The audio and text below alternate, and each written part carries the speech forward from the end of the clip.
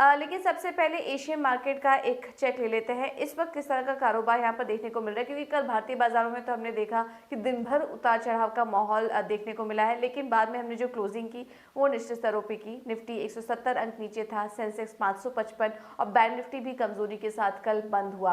अब आज है वीकली एक्सपायरी और एमपीसी बैठक का दूसरा दिन है। कल एमपीसी की बैठक भी होगी और कल से अर्निंग सीजन की शुरुआत भी हो जाएगी टीसीएस के नतीजों के साथ।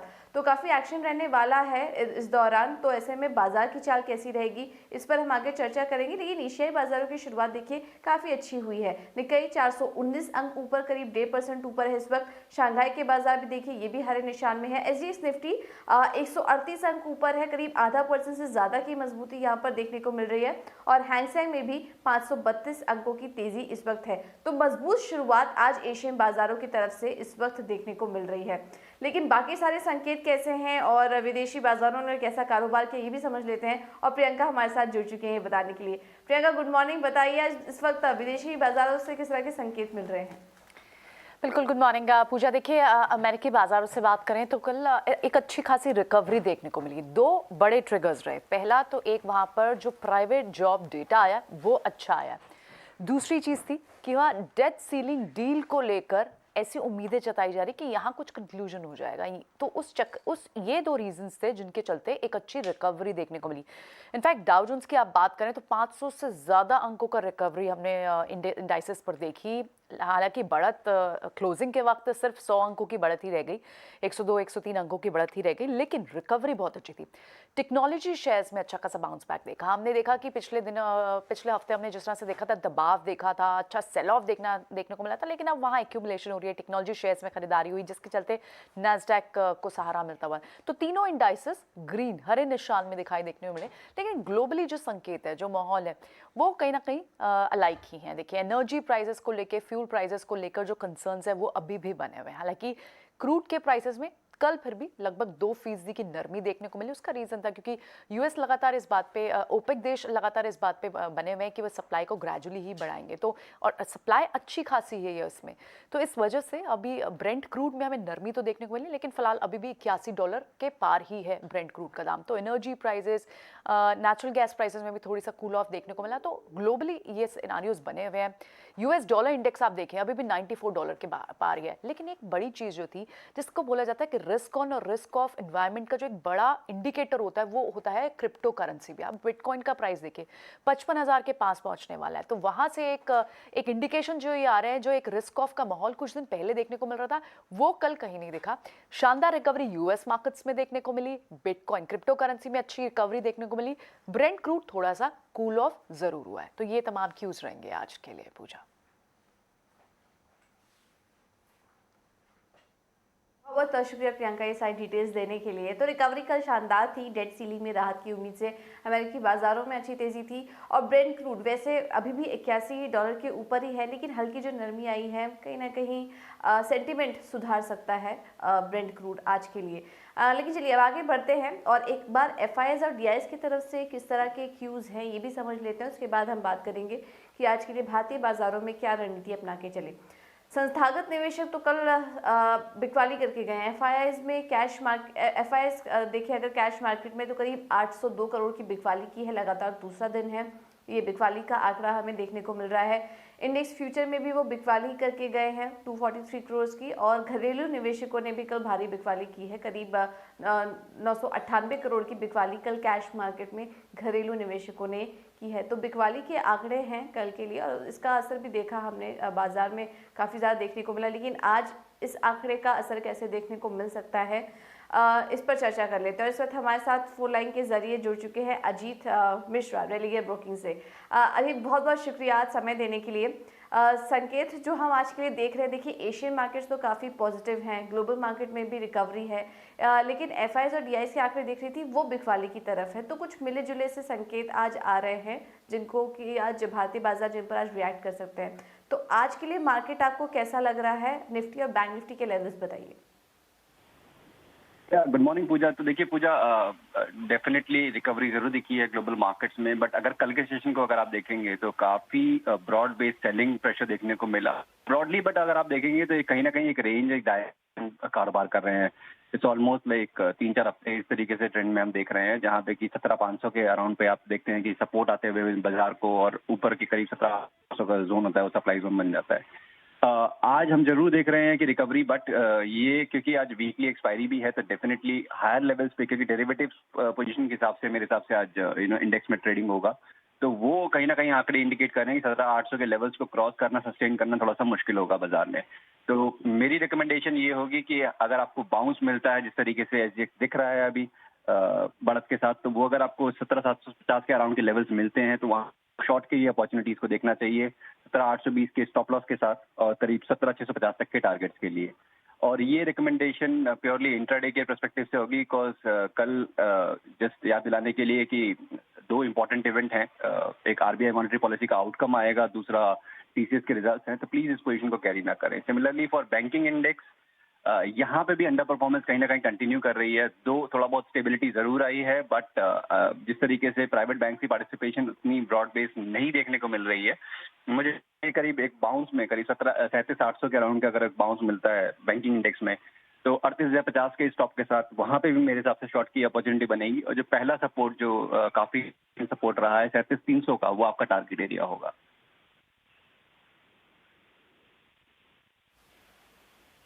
ओके, तो ये लेवल्स निफ्टी और बैंक निफ्टी के लिए थे। इसके अलावा अजय, क्योंकि मार्केट थोड़ा वॉलेटाइल रह सकता है वीकली एक्सपायरी को देखते हुए, आने वाले इवेंट्स को भी देखते हुए, तो कुछ स्टॉक स्पेसिफिक रणनीति आज आप सुझाने की राय देंगे? देखिए, स्टॉक स्पेसिफिक डेफिनेटली यहाँ पे कुछ एक पॉकेट्स हैं जहाँ पे कि सेलेक्टिवली अगर आप बात करें तो, क्योंकि अगर आप नोटिस करेंगे तो कुछ टाइम से हम देख रहे हैं कि apart from select index measures, कुछ एक थीम मार्केट में अच्छा करती हैं। तो अभी भी मुझे लग रहा है जैसे कि फर्टिलाइजर स्टॉक्स में यहाँ पे अभी भी ट्रैक्शन बना रहेगा। जीएसएफसी, जीएनएफसी, वहाँ पे आप पोजिशन के लिए देख सकते हैं ऑन द लोअर लेवल्स। बोश में कल काफी स्ट्रॉन्ग बाइंग इंटरेस्ट देखने को मिला है, तो मुझे लगता है कि पोजिशनली अगर आपका व्यू करीब 1 से 1.5 हफ्ते का है, तो आप वहां पे लॉन्ग पोजीशन के लिए देख सकते हैं। करीब 21,000 तक के टारगेट्स के लिए करीब 17,000 के अराउंड पे स्टॉक बंद हुआ था। और उसके अलावा थोड़ा सा डिफेंसिव स्टॉक्स में भी, जैसे ब्रिटानिया मुझे काफी अच्छा लग रहा है यहाँ पे करंट लेवल्स पे, तो जब तक 3840 के स्टॉक के साथ पे भी आप लॉन्ग पोजीशन के लिए देख सकते हैं 41 के टारगेट्स के लिए।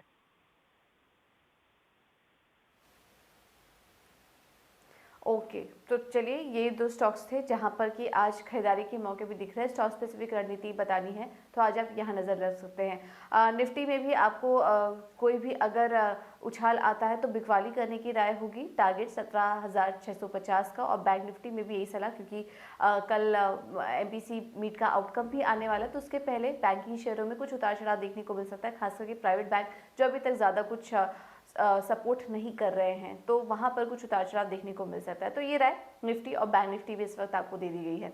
चलिए अब आगे बढ़ते हैं, खबरों के दम पर आज कहां पर एक्शन देखने को मिल सकता है ये भी समझ लेते हैं, और हमारे साथ ये बताने के लिए शरद जुड़ चुके हैं। शरद, गुड मॉर्निंग, बताइए आज खबर कहां पर है और कहां खबरों के दम पर एक्शन देखने को मिल सकता है? गुड मॉर्निंग पूजा। तो सबसे पहले वायदे बाज़ार में कुछ नए एंट्रेंट्स आ रहे हैं आपके अक्टूबर 29 से। तो कुछ नाम है, अतुल है, बिरला सॉफ्ट है, फिर Chambal fertilisers, first source solutions, JSPL, Laurus labs, ये सारे स्टॉक्स जो है ऑलमोस्ट 8 स्टॉक फिर जो है ऐड होने वाले हैं आपके वायदे बाज़ार में। याद रखिएगा ऑलमोस्ट 200 स्टॉक्स अब एफएनओ में हो चुके हैं, और 20 स्टॉक्स जो इस साल ही जो है एक एंट्री मिली है एफएनओ बाज़ार में। अब बात करते हैं स्टॉक्स एंड न्यूज़ की, तो सबसे पहले फोकस में रहेगा टाइटान की। बहुत शानदार Q2 अपडेट आई है, और उनकी जो ज्वेलरी की रेवेन्यू की ग्रोथ बिजनेस है उसमें ऑलमोस्ट 80% का ईयर ऑन ईयर बेसिस पे ग्रोथ देखने मिला है। लेकिन इंपॉर्टेंट बात है कि मैनेजमेंट की जो कमेंट्री है वो कह रहे हैं कि जो डिमांड है, रिकवरी हुई है कंज्यूमर की, वो बहुत बेहतरीन हुई है, और most of the product categories में उनके जो प्री कोविड लेवल्स के डिमांड है वो मैच कर गए। तो एक इंपॉर्टेंट ट्रिगर है ज्वेलरी स्टॉक्स के लिए, और अभी फेस्टिव सीजन भी स्टार्ट हो रहा है, तो एक बहुत इंपॉर्टेंट ट्रिगर माना जाएगा और भी सारे ज्वेलरी स्टॉक्स के लिए। ओएनजीसी, गेल, पेट्रोनेट, एलएनजी भी रहेंगे आज फोकस में। नेचुरल गैसेज में ऑलमोस्ट 7.5% का जो है डाउन टिक देखने मिला, और ये जो था, जो व्लादिमीर पुतिन जी हैं, जो प्रेसिडेंट हैं आपके यूएसएसआर के लिए, तो उन्होंने कहा था कि जो प्राइसेस हैं वो स्टेबलाइज हो जाएंगे और रशियन मार्केट्स में। तो एक टाइप से पॉजिटिव इम्पैक्ट जो है देखने मिल सकता है नेचुरल गैस की फॉल पे आपको, स्पेशली आपके जो सिटी गैस डिस्ट्रीब्यूशन कंपनीज़ हैं। हालांकि उन्होंने ज़रूर दाम बढ़ाए। और इसके अलावा जो है जी के जो एमेरिटस चेयरमैन हैं सुभाष चंद्र, उन्होंने कहा है कि इन्वेस्को के जो तारीखें की जो टेक ओवर है वो एक अवैध है और वो चाहते हैं कि इसको जो है ओवरऑल और भी अलग नए नए टेक ओवर कैंडिडेट्स के लिए वो ऑफ़र कर सके।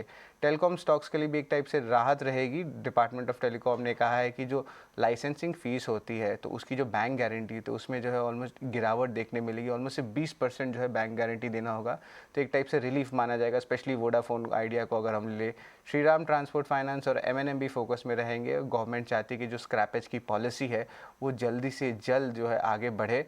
और उसके अलावा दो इम्पॉर्टेंट अपडेट रहेंगे रियल एस्टेट के। सबसे पहले आपके साउथ बेस्ड शोभा का दूसरी तिमाही के लिए उन्होंने सबसे अच्छी बिकवाली की है आप उनके सेल्स के लिए, और जो ओवरऑल नई सेल्स हैं कंपनी के वो 50% तक ईयर ऑन ईयर बेसिस पे बढ़े।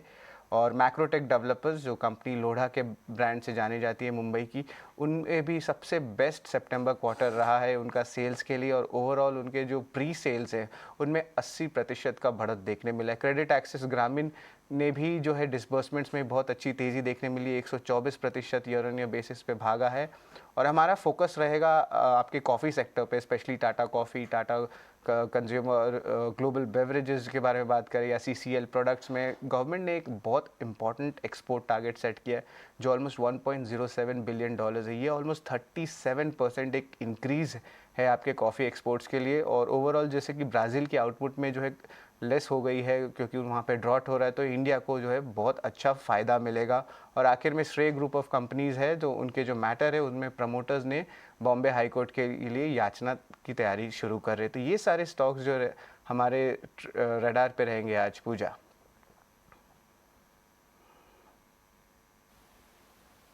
बिल्कुल शरद, बहुत बहुत शुक्रिया ये सारी डिटेल्स देने के लिए। तो आज ढेर सारी कंपनीज हैं जिन पर कि आपको नज़र रखनी है। श्रेय ग्रुप ऑफ कंपनीज देखिए, यहाँ पर एक नया डेवलपमेंट होता हुआ दिखाई दिया है। आरबीआई के एक्शन के खिलाफ कंपनी ने अर्जी दे दी है, तो कहीं ना कहीं आज बैंकों का जो एक्सपोजर है, जो चाह रही थी कि ये बैंक्रप्सी कोर्ट में जाए, वहाँ पर देखिए आज इसका कुछ ना कुछ असर देखने को मिल सकता है। इसके अलावा टाइटन पर भी आज नज़र रखिए। सितंबर तिमाही में जो नंबर्स आए हैं वो काफ़ी एनकरेजिंग है और टाइटन में हम देख भी रहे थे लगातार पिछले काफ़ी समय से एक अच्छी रैली यहाँ पर इस स्टॉक पे भी बनी हुई थी। तो यहाँ पर भी आप नज़र रखिए, कल हल्की कमजोरी थी लेकिन आज ये जो तिमाही आंकड़े जारी हुए हैं 78% की ग्रोथ ज्वेलरी रेवेन्यू ग्रोथ में देखी गई है। तो इसके चलते आज टाइटन में कुछ तेज़ी देखने को मिल सकती है। इसके अलावा गैस कंपनियां फोकस में रहेंगी, टेलीकॉम शेयर फोकस में रहेंगे और जी ग्रुप के जो तमाम शेयर्स हैं वो भी आज फोकस में रह सकते हैं सुभाष चंद्रा की तरफ से जो नए बयान निकल कर आए हैं। तो ये कुछ तमाम स्टॉक्स हैं जो कि आज खबरों के दम पर आज एक्शन में देखने को मिल सकते हैं। लेकिन चलिए अब आगे बढ़ते हैं और ट्रेडिंग के लिहाज से आज आपको नज़र कहाँ रखनी चाहिए ये भी समझ लेते हैं। और रोज़ की तरह हम आपको बताते हैं कुछ ऐसे स्टॉक्स जो कि ट्रेडिंग के जरिए आपको कमाई करके दिखा सकते हैं। इसमें सबसे पहला कॉल हमें मिल रहा है निर्मल बैंक सिक्योरिटीज़ की तरफ से। इनके जो दो कॉल्स हैं दोनों में ही खरीदारी करने की राय है। पहला जो स्टॉक है वो है DCM श्रीराम का। यहाँ पर खरीदारी करके चलिए, जो लक्ष्य होगा वो 1260 रुपये प्रति शेयर का होगा, स्टॉप लॉस होगा 1150 का। और दूसरा कॉल है सागर सीमेंट में। कल सीमेंट कंपनियों में भी हलचल थी, हमने देखा कि कुछ ज्योग्राफीज़ में जो दाम है सीमेंट बोरियों के वो 10 से 50 प्रति बोरी बढ़ा दिए गए हैं, प्रति किलो बढ़ा दिए गए हैं। तो इसकी वजह से कल सीमेंट कंपनियां भी फोकस में थी। आज सागर सीमेंट में खरीदारी करने की राय आपको दी जा रही है। यहाँ पर आप खरीदारी करके चलिए, जो लक्ष्य देख रहे हैं आज के लिए वो 328 रुपये प्रति शेयर का होगा, स्टॉप लॉस होगा 294 का। तो ये दो कॉल है निर्मल बैंक की तरफ से। अब आगे बढ़ते हैं, सेंट्रम ब्रोकिंग की तरफ से भी कुछ कॉल्स निकल कर आई हैं और यहाँ पर भी ये दोनों ही अपने कॉल्स में खरीदारी करने की राय दे रहे हैं। पहला स्टॉक है इनका टाटा केमिकल्स, खरीदारी करके चलिए 995 के लक्ष्य के लिए, स्टॉप लॉस होगा 941 का। हम टाटा ग्रुप के शेयरों में भी देख रहे हैं शानदार तेज़ी बनी हुई है। और इसके अलावा IOL केमिकल्स, यहाँ पर भी खरीदारी करके चलिए, स्टॉप लॉस होगा 601 का और टारगेट होगा 630 का। तो चारों कॉल्स हैं, चारों में ही आज के लिए खरीदारी करके आपको खरीदारी करने की राय आपको दी जा रही है। लेकिन ध्यान रखिए, हमने शुरुआत में भी बात की थी कि जो ट्रेडिंग सेशन है आज के लिए भारतीय बाजारों में थोड़ा उतार चढ़ाव देखने को मिल सकता है। तो जो भी स्टॉक आप खरीद रहे हैं स्टॉप लॉस जरूर लगाइए, यहाँ पर ये राय आपको दे दी गई है। अब आगे बढ़ते हैं और ब्रोकरेज हाउस के रडार पर आज कौन से स्टॉक्स हैं ये भी समझ लेते हैं।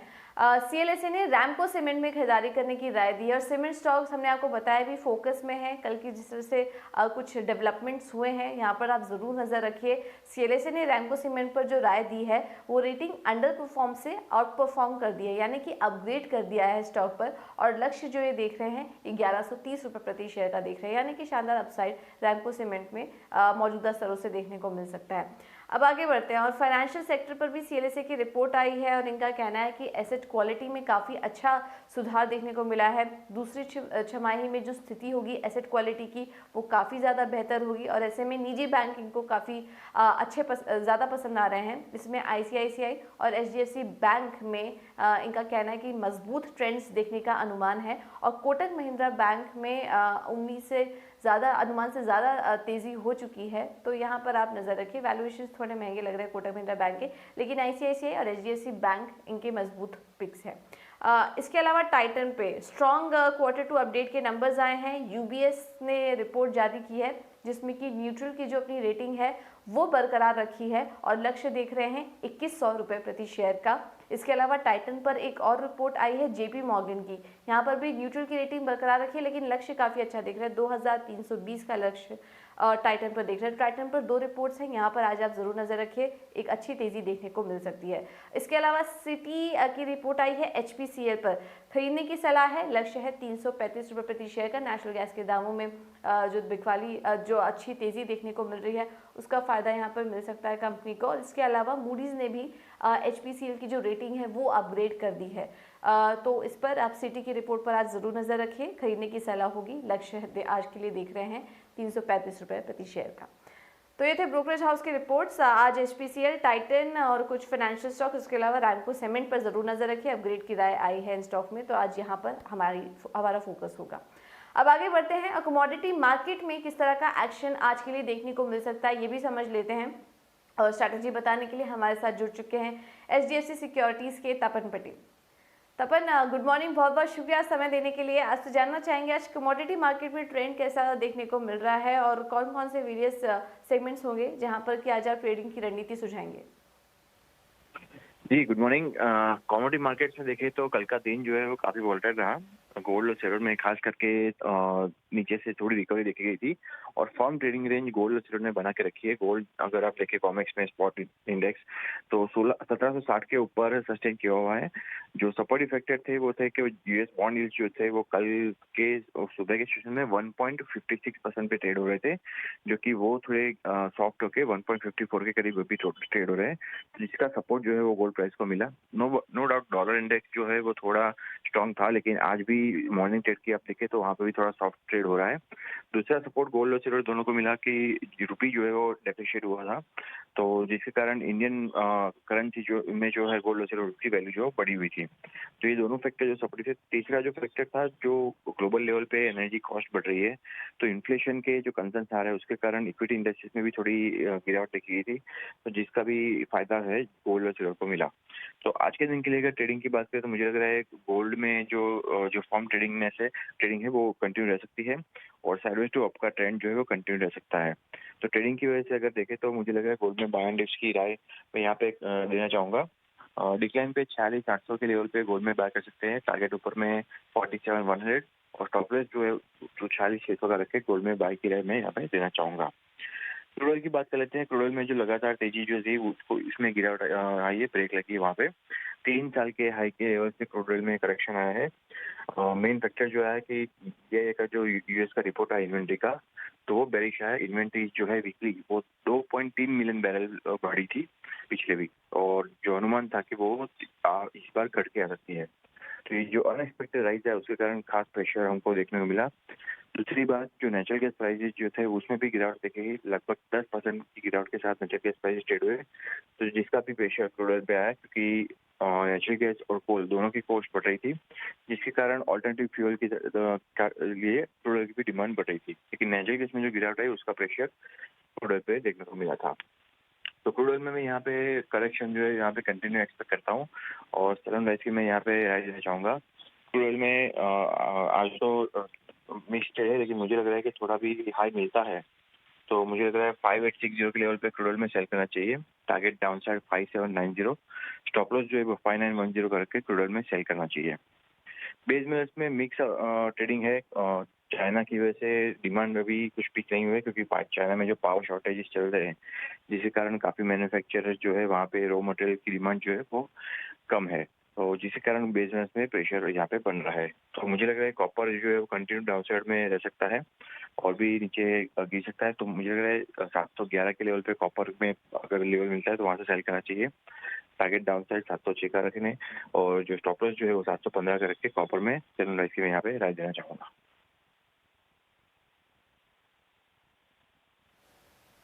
ओके, चलिए तब हम बहुत बहुत शुक्रिया आपका हमारे साथ जुड़ने के लिए और तमाम रणनीति सुझाने के लिए। तो आज गोल्ड, कच्चे तेल और कॉपर में बिकवाली करने की राय है, लेकिन गोल्ड में आज खरीदारी करने की राय आपको दी जा रही है। स्टॉप लॉस और टारगेट आपकी स्क्रीन पर चल रहे हैं।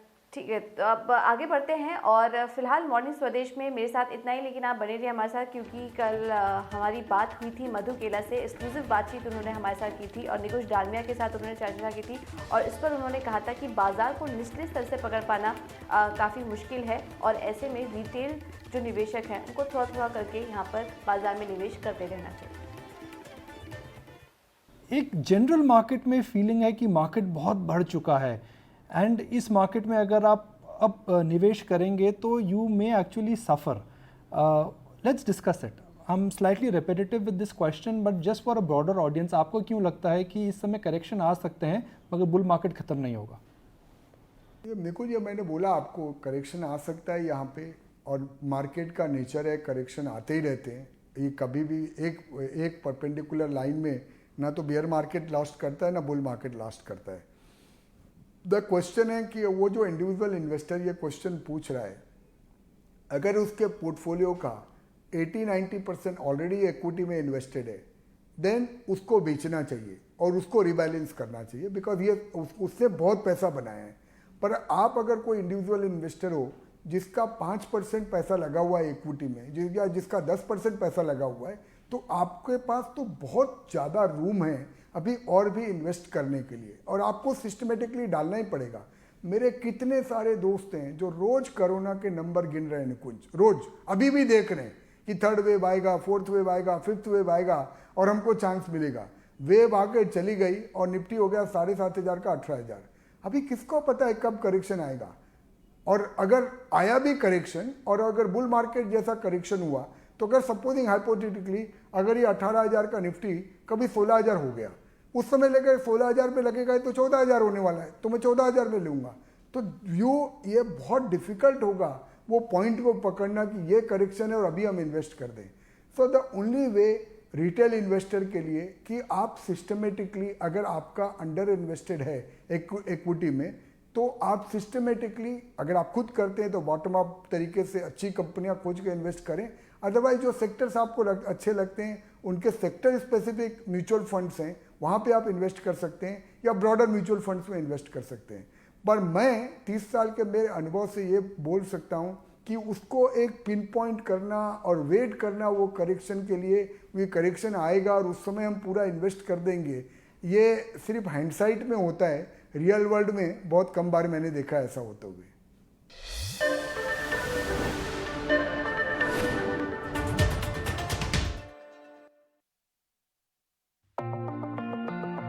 कमाई, खर्च और निवेश, आर्थिक आजादी के इस फॉर्मूले पर बनाए अपनी निवेश रणनीति। मनी मंत्रा, एक ऐसा शो जो आपके सपनों को देगा समृद्धि की नई उड़ान। देखिए ET Now स्वदेश पर मनी मंत्रा सोमवार से शुक्रवार 5 से 6 बजे तक।